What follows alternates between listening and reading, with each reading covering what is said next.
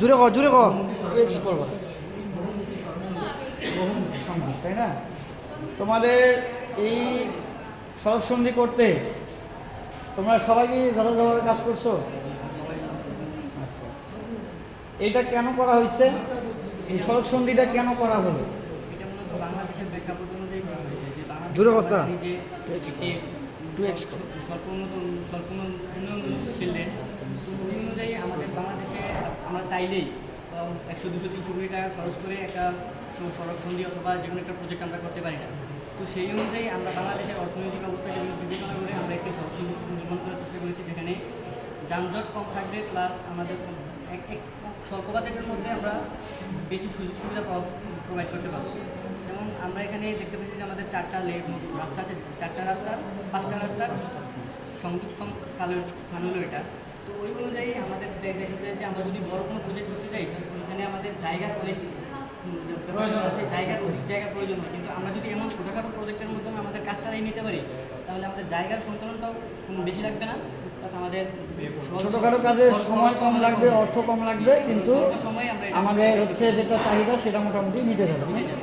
Plus আমাদের যেখানে গোল চত্বরটা ব্যবহার করা হয়েছে, এটার মাধ্যমে আমাদের যে চত্বরটা, এটার সৌন্দর্য কয়েক গুণের এটা বাড়িয়ে দিয়েছে। প্লাস এটা আমাদের যে আমাদের বাঙালি আমরা আমাদের মুক্তিযুদ্ধ, ওই মুক্তিযুদ্ধের চেতনা বহন করতেছে, এটা বহন করে আমরা আমাদের যে এই সড়কটা, এটার মাধ্যমে যানজট কম হবে, প্লাস যে কোনো যানজট দেশের অর্থনৈতিক উন্নয়নে গুরুত্বপূর্ণ ভূমিকা পালন করবে, আমদানি রপ্তানির ক্ষেত্রে গুরুত্বপূর্ণ ভূমিকা পালন করবে, তাই না?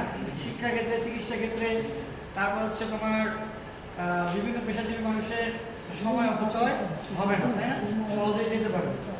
বাংলাদেশের যোগাযোগ ব্যবস্থা এটি এরকম সিম্পল প্রজেক্টগুলো অনেক গুরুত্বপূর্ণ ভূমিকা রেখে আসছে। আর এটা আমরা কোথায় কোথায় নির্মাণ করতে পারবো?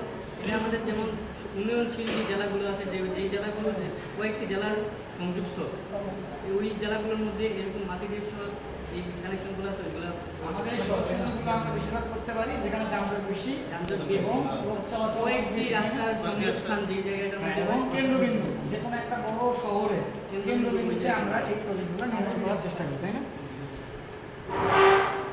এটার অপকারিতা কি হতে পারে?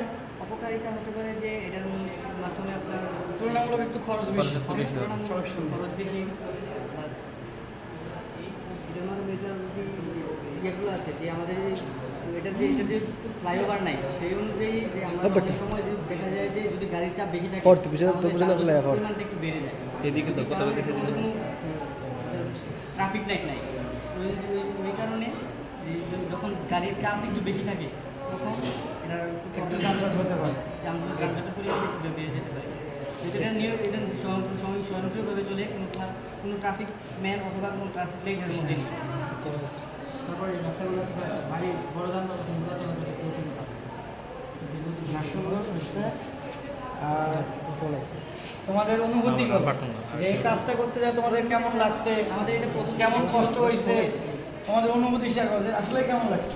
অনুভূতি বলতে আমরা এটা আমাদের ছিল, তো এটা আমরা অনেক ইনভার্ট দিয়েছি, অনেক কিছু শিখতে পারছি আমরা মোটামুটি আমরা এনজয় করছি যে একটা প্রজেক্ট করতে পারি। এক লাস্ট তোমরা হচ্ছে প্রজেক্টটা অন্তত দেখাইতে পারলাম মোটামুটি সুন্দর করে। আমাদের এখন তোমাদের কেমন লাগতেছে যে সার্কিট প্রজেক্টটা মোটামুটি আমরা দেখাতে পারছি? আমি যেটা তোমাদেরকে বলছিলাম যে তোমরা প্রজেক্ট করবা, সময় দেওয়া হয়েছিল, তার মধ্যে প্রজেক্টটা করতে পারছো, এখন উপস্থাপনা করতে পারতেছি, কেমন লাগতেছে? যেহেতু আমরা প্রজেক্টটা আমাদের অনেক স্ট্রাগল করতে হয়েছে প্রথমের দিকে, আমরা কী করবো কীভাবে কী করবো, যেহেতু আমাদের এবারে ইয়ে ছিল এটা যে কোনো চত্বর কিছু ছিল না, তো ওই দিকে আমরা অনেক চিন্তা ভাবনা করতে হয়েছি, অনেক কিছু দেখতে হয়েছে আমাদের যে এই যেমন এটা আমরা কয়টা সিলেট হুমায়ুন চত্বর থেকে আমরা এটা অনুপ্রাণিত, প্লাস এরকম অনেক চত্বর বাংলাদেশের মধ্যে অ্যাভেলেবল আছে, ওইগুলো থেকে দেখে আমরা বাস্তব অভিজ্ঞতা নিয়ে এটার মধ্যে আমরা ট্রাই করার চেষ্টা করেছি, যেন মানে জিনিসটা বাস্তবিক হয়, যেমন একটা বানাই ফেললাম রিয়েলিটিটা যেন মেনটেন থাকে, ওই দিকগুলো আমরা একটু বিবেচনা করেছি। যাই হোক, সুন্দর হয়েছে অনেক, আর তোমাদের অসংখ্য ধন্যবাদ কাজটা করার জন্য, যেটা আমি কাজটা করেছিলাম তোমার সম্পূর্ণ করছো, তোমার অনেক ধন্যবাদ। ঠিক আছে।